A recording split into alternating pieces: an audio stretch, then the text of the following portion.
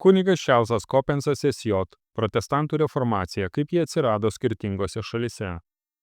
12 dalis – reformacija Airijoje, Prancūzijoje ir Nyderlanduose. Kol kas mes bendrais bruožais apmetėme reformacijos įvedimo daugelį Europos šalių kontūrus, kuriuose jį tvirtai įsigalėjo.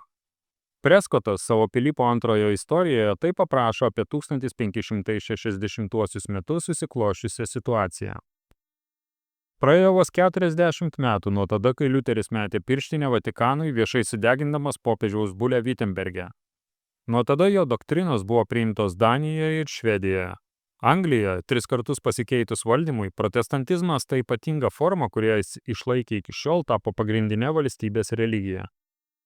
Liepsnojantis kryžius perėjo per Škotijos kalvas ir slėnius ir tūkstančiai, dešimtis tūkstančių susirinko išgirsti gyvybės žodį iš Nokso lūpų.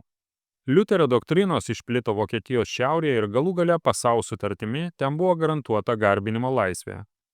Žemutinės šalys buvo kabutėse ginčijamoje žemėje, kurioje su katalikų bažnyčia kovojo įvairios reformatorių sektos – liuteronai, kalvinistai ir anglų protestantai. Kai kuriuose Šveicarijos kantonuose buvo priimtas kalvinizmas, o jų apaštalas savo pagrindinę būstinę įsteigė Ženevoje. Jo doktrinos plačiai sklido Prancūzijoje, kol pasidalijusi tauta buvo pasirengusi pasinerti į blogiausią iš karų, kuriame ranką kelia brolis prieš brolį. Reformų šauksmas persirito per Alpes ir nuskambėjo prie Vatikano sienų. Jis peržengė Pirėnus, Navaros karalius pasiskelbė protestantų, o reformacijos dvasia slapta įsigavo į Ispaniją ir, kaip matėme, įsitvirtino vidurinėse ir pietinėse karalystės provincijose. Kuo labiau studijuoji reformaciją, ypač jos ankstyvuosius tarpsnius, tuo labiau supranti, kad kabutėse religinės laisvės tarnų galvose ji reiškia laisvę sugriauti tai, ką jie vadino stabmeldiškų katalikų bažnyčios garbinimu. Šventųjų mišių, altorių, šventųjų paveikslų, vienuolynų sugriovimą, vyrų ir moterų vienuolystės panaikinimą, ištikimų vyskupų ir kunigų išvarimą ar nužudimą ir žemiškųjų valdovų galios pripažinimą, kurie tučtuojau ėmėsi plėšti bet kokį turtą, kurį pamaldus tikintieji amžių bėgyje sukaupė ir paskyrė dieviškai tarnybai.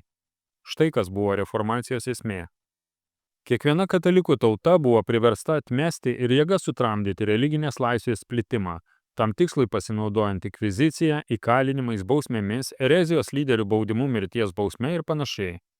Kartais visą tai peržengdavo ribas, kaip visada būna pilietinių ar įprastų karų atveju. Katalikai kariavo prieš maištingus piliečius, nes tomis dienomis erezija reiškia karą prieš senąją religiją. Ir niekur, ne vienoje šalyje protestantizmas nebuvo įvestas kitaip, kaip tik karų. Protestantas vyskupas Viljamas Tapsas rašo: ten, kur protestantizmas buvo tik idėja, kaip Prancūzijoje ir Italijoje, jis buvo sutriuškintas inkvizicijos. Kur remiamas politinės galios ir palaikomas konfiskuotų bažnytinių turtų tapo fizinė jėga, ten jis išliko. Pažvelgus į doktrinos pokyčius atsiveria nelabai malonus vaizdas, matant, kad ten, kur buvo bandoma jį žvelgti tyru ir nežemiškų žvilgsnių, jam nepasisekė. O ten, kur jam antrino teritorinis godumas ir politinis priešiškumas, tai pavyko. Arba vėl. Instrumentais, kuriais ji, tai yra reformacija, buvo įgyvendinta, buvo despotiški monarchai, neturintys principų dvasininkai, grobuoniška aristokratija ir vangūs vergiški parlamentai. Ji ištryško iš brutalios aistros, buvo maitinama savanaudė bei korumpuota politika ir įgyvendinta kruvinais ir baisiais nusikaltimais. Reformacija Airijoje. Airija yra pritrenkiantis viso to pavyzdys. Jei kuri nors šalis tapo tyrais dėl fanatikų įkarščio, su kuriuo jie bandė primesti savo naujas idėjas to nenorinčiai tautai, tai buvo gražioji Erino sala, o griovimo procesas truko ištisus 300 mečius. Aš nebandysiu aprašyti šio kruvino reikalo istorijos, nes norint rašyti istoriją, žmogus turi būti ramus ir nedraskomas aistrų, o aš nematau, kaip galėčiau išlikti ramus kalbėdamas šią temą.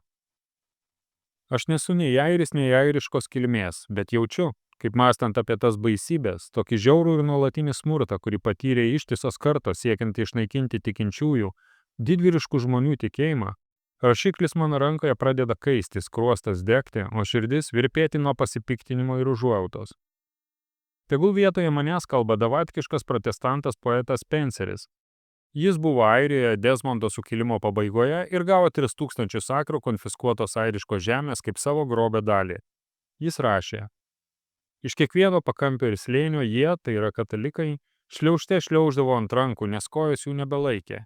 Jų kalba buvo lyg iš po žemių kalbančių dvasių, jie valgydavo dvieseleną ir laimingi buvo tie, kurie galėjo jos rasti.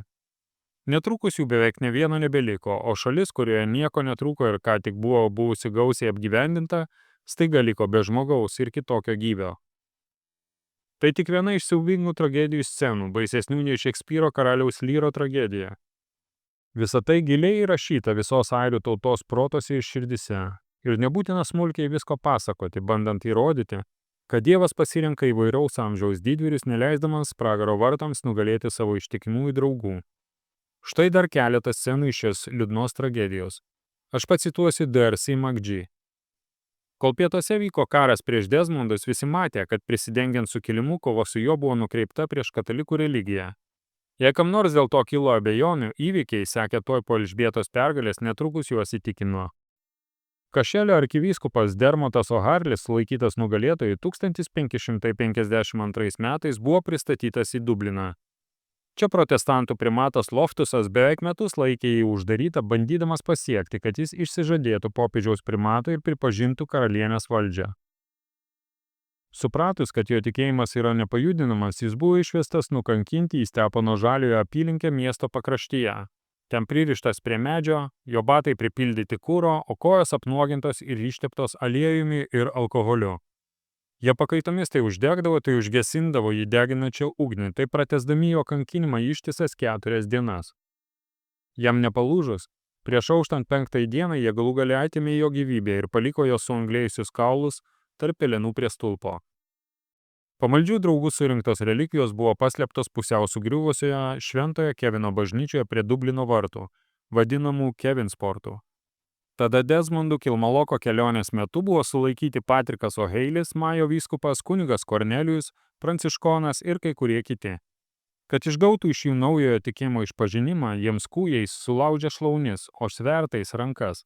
Jie mirė nenugalėti, o jų nukankinimo instrumentai buvo palaidoti kartu su jais Ašketono pranciškonų vienuolyne. Kita auka buvo garbusis kunigas Richardas Kreigas, visos Airijos primatas.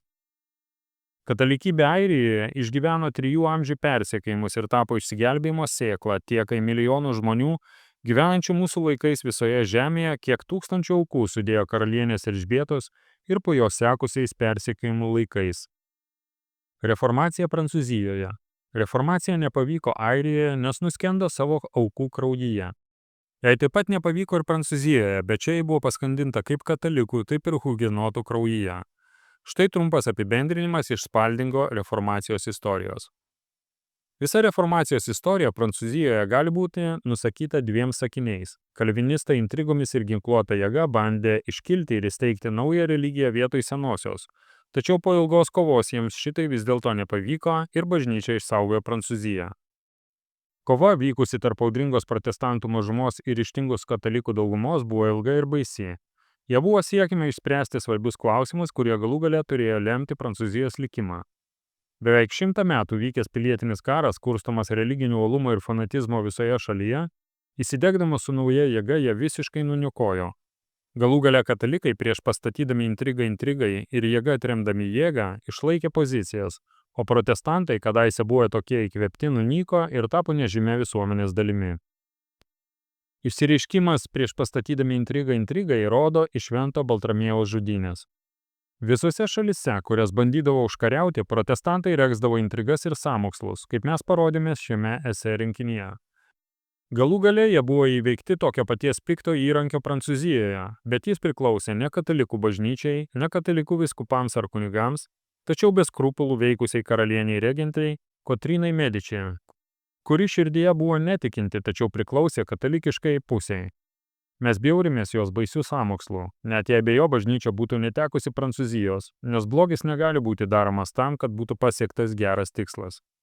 Vis dėlto tegu protestantai atsimena, kad jie neturi teisės skųstis, būdami nugalėti savo pačių ginklų. Reformacija Nyderlanduose. Paskutinius aptarsime Nyderlandus.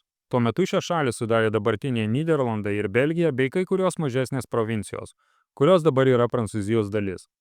Prieš prasidedant reformacijai šalis klestėjo, tačiau buvo pajungta Ispanijos karūnai.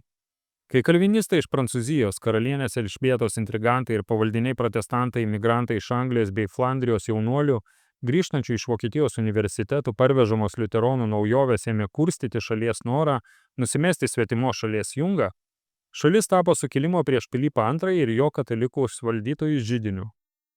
Šalies nepriklausomybė viliojo galima nauda, o dauguma nepatenkintųjų buvo daugiausiai eretikai. To pasekmė, kaip ir visose šalise, į kurias ateidavo naujoji evangelija, buvo karas, kuris Nyderlanduose truko apie 50 metų ir baigėsi Olandų Respublikos įkūrimu. Kai tik buvo įkurta, ji tęsė katalikybės persekiojimą savo šalyje. Protestantų istorikas Menzelis šį dalyką išdėsto taip.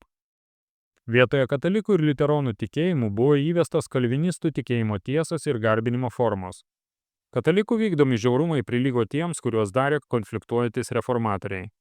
Didžiausius žiaurumus vykdė Sonoj, kurio valdymo metu 1577 metais buvo išžudyti paskutiniai šalies katalikai.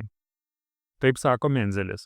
Bet ar galime tikėti tuo, kad likusių katalikų buvo nedaug, jei pirmosios protestantų pamaldos, kaip jis pats sako, buvo įvykę vos prieš 3 metus? Arba jų turėjo būti daug, arba turėjo būti masinis tikinčiųjų egzodas. Laipsnis, kurio reformacija užvaldė Europą iki 1570 metų, Makolio Rankės popiežių istorijos kritikoje aprašomas taip. Per 50 metų nuo tos dienos, kai Liuteris viešai nutraukė komuniją su Romos bažnyčia ir sudegino popiežiaus Leono bulę prie Vitembergo vartų, protestantizmas pasiekė savo zenitą. Padėtį, kurią jis netrukus prarado ir kurios niekada nebeatgavo. Anglijoje, Škotijoje, Danijoje, Švedijoje, Livonijoje, Prancūzijoje, Saksonijoje, Hesene, Württemberge, Palatinate, kai kuriuose Šveicarijos kantonuose, Šiaurės Nyderlanduose protestantizmas visiškai triumfavo, o visose kitose šalise, esančiose šioje Alpių ir Pirėnų pusėje, jos triumfas rodėsi arti. Esė rinkinio apibendrinimas. Šiuo esė ciklu mes pabandėme paaiškinti reformacijos kilmę, kad parodytume, jog tai buvo ne šventosios dvasios darbas. Neramus ir pamaldus šventų vyrų bendradarbiavimas pilnas Dievo meilės, kuriuo yra gaivinama tikroji bažnyčia, ir šią užduotį atlikome glaustų, bet teisingų pasakojimų. Nors daugelis mažiau svarbių momentų mūsų teiginiuose be abejonės galėtų būti laikomi kontroversiškais, mūsų pagrindinė mintis yra nenuginčiama. Šią trumpą apibraižą apie pradinę protestantizmo kilmę mes užbaigsime keletų Makolio pastabų, kurias galėtume pavadinti antruoju reformacijos etapu. Jis rašo. Iš pradžio atrodė, kad sėkmė krypsta protestantizmo pusėn, tačiau pergalę šventė Romos bažnyčia. Jai sekėsi visur. Jei pažiūrėsime į situaciją po 50 metų, mes pamatysime, kad ji nugalėjo ir dominavo Prancūzijoje, Belgijoje, Bavarijoje, Čekijoje, Austrijoje ir Vengrijoje. Per kitus 200 metų protestantizmas taip ir neatkovojo jokios tuo metu prarastos dalies. Be to, nereikėtų slėpti, kad šis nuostabus popiežystės triumfas turėtų būti labiau priskiriamas ne ginkluotai jėgai, bet stipriam viešosios nuomonės pasikeitimui. Jūs klausėtės ciklo kunigas Čarlzas Kopensas SJ. Protestantų reformacija, kaip jie atsirado skirtingose šalise. Katalikų tradicijos kolektyvo veikla remiama tik savanoriškomis aukomis. Jei manote, kad verta mus paremti, informaciją kaip tai padaryti rasite mūsų svetainėje katalikų tradicija.lt.